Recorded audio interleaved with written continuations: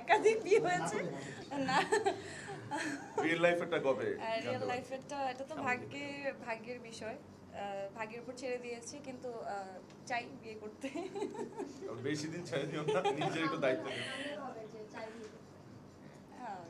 মারিয়ার কি অবস্থা? এই সুযোগে যদি একটা ছেলে পেয়ে যাই ভালো চলবে, তাহলে করে ফেললাম বিয়ে। ভালো ছেলে বলতে এটা তো জাস্ট বলার জন্য বললাম, কিন্তু যদি চিন্তা করি যে কোন ক্ষেত্র বিশেষে আসলে ভালোটা ডিপেন্ড করছে। কিন্তু আমার চোখে একজন পুরুষ তখনই আমার চোখে সম্মানের যখন সে নারীকে সম্মান করবে। সেটা হচ্ছে গল্পটা যখন আমাকে বলে, ওই সেটা আমরা একসাথে ছিলাম, জীবন ভাইয়া ছিল, তো তখন আমি ভাবলাম যে দাদার সাথে এর আগে আমি আরেকটা কাজ করেছিলাম, আমি আর তসিফ ভাইয়া ছিলাম, তো এই কাজটি ভালো ছিল। এবং আমার মনে হলো যে মাঝখানে যে আরেকটি কাজ করেছিলাম মাধবীলতা, যেটা একটা রোমান্টিক কাজ ছিল, ওইটার অনেক ভালো ভালো রেসপন্স আমি পেয়েছি। তো ভাবলাম যে এবার একটু ডিফারেন্ট কিছু করি, আর দাদাও চাচ্ছিল যে একটা ভালো একটু ডিফারেন্ট কোনো কন্টেন্টে কাজ করতে। তো গল্পটা যখন আমাকে শোনালো, গল্পটাই হিরো, এখানে 3টা ক্যারেক্টার আছে, বাট হ্যাঁ আসলে গল্পে জোবান ভাইয়ের ক্যারেক্টারটা জিরোই আসলে। তো বিয়ে করতে পারে না এক্স্যাক্টলি। তো সেই জায়গা থেকে আমার ভালো লেগেছে, গল্পটা মনে হয়েছে একটু ডিফারেন্ট, তো এই জন্যই করা, এইভাবেই আসলে। পায়েলের সাথে স্পেশাল কিছু ছিল না, তবে আমার 3টা নায়িকা ছিল, এটা আমি খুব স্যাটিসফাইড। থ্যাংক ইউ দাদা আমার 3টা নায়িকা দেওয়ার জন্য।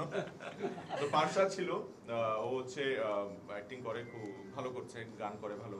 মারিয়া আছে, মারিয়ার সাথে আমার একটা ফার্স্ট কাজ, সো এই কারণে ওর সাথে একটা ভালো এক্সপিরিয়েন্স হয়েছে। সামনে হয়তো বা আমরা আরো প্ল্যান করবো। আর পায়েলের সাথে তো অগণিত কাজ করছি। হ্যাঁ, ভালো কিছু বলতে পারলাম না, তোমার সম্পর্কে এত ভালো ভালো কথা। আচ্ছা না, Payel is a very good actress, ও অনেক ডেভেলপ করেছে ওভার দ্য ইয়ার্স। অ্যান্ড আমাদের এই কাজটা একটু ফান, একটু রোমান্টিক, একটু কমেডি জনরার একটা কাজ করেছে। আই হোপ আপনারা সবাই পছন্দ করবেন। প্রাণ সসের মাখামাখি টেস্ট নুডলসকে করে তোলে আরো ইয়ামি, আরো জোস। তাজা পাকা টমেটো আর সিক্রেট রেসিপি কম্বিনেশনে প্রাণ সসের বস। পার্ট হচ্ছে যে দাদার সাথে কাজ করতে একটা জিনিস খুব লাগে, অদ্ভুত লাগে, যে দাদাকে যখন আমরা সেটের বাইরে দেখি তখন সে মোটামুটি কাম ডাউন থাকে, আর যখন খুব ভালো, মানে দাদা এটা তো খুব পছন্দ, এবং সে খুব রিল্যাক্স, এক্স্যাক্টলি। আর ওই যে ডিরেক্টর হিসেবে যে দাদাটা, ও মাই গড, অস্থির, পুরো অস্থির, এবং কি থেকে কি করবে, বাট হ্যাঁ ফাইনালি তো একটা ভালো রেজাল্ট ডেফিনেটলি আসে, বাট ওই সময় বুঝে যায় না যে মাথার উপর দিয়ে কি করছে। না, আমার কথা হচ্ছে যে মাথা যেমনই থাকুক না কেন, দেখার পরে ভালো লাগবে, দেখার পর মাথা ঠিক হয়ে যাবে, মাথা শান্ত হয়ে যাবে, মন ভালো হয়ে যাবে।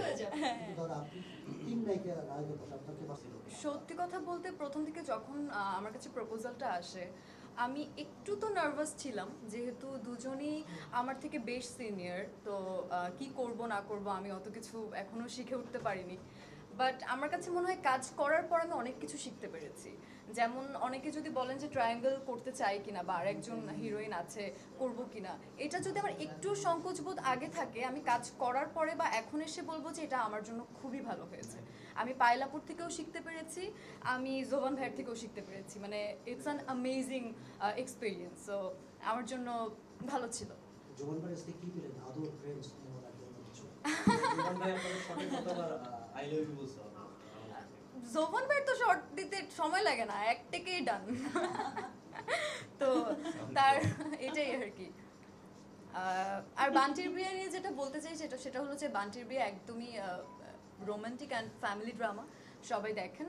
আর সব থেকে মজার বিষয় হলো যে ইমোশনাল একদমই না, কেউ যদি স্যাড হয়ে থাকেন দেখলে একদমই খুশি হয়ে যাবেন। সো এইটাই।